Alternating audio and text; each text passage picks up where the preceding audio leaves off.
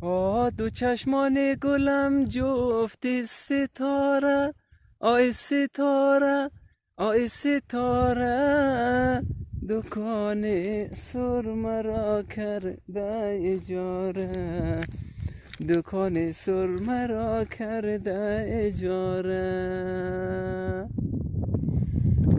آخ اگه یک شو بخوابی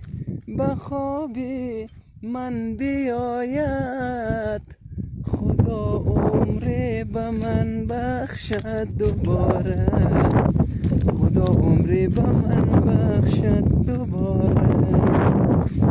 ستاره ستاره ستاره های ستاره، ستاره های ستاره. اینم کوههای لایبت. امروز جمعه 5/2/1404 بنده بودم برای شکری، متاسفانه شکری هیچ گیر نماد، حلقانش خیلی زیاده اما اصلا نار نکرد، یا ایره جمع کده برده یا هنوز که نار نکده. بالاخره امروز ما دست خالی میریم طرف اتاق کم کم دیگه.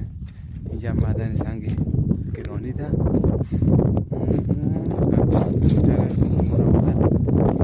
منتظر از مسته کم کم دیگه داره تانگشی که باری دیگه طرف اتاق دیگه. آها این چوخی اصلا شده اینجا چوخی شاید هفته دیگه بیاییم بهتر شده اما دیگه نه. امروز حالا یک چکر شد، یک ساتری یک چکر شد آمدیم، بعدم نشد. یک چای مای خوردیم و یک ماهنگ خواندیم، زنگ داره کندیم.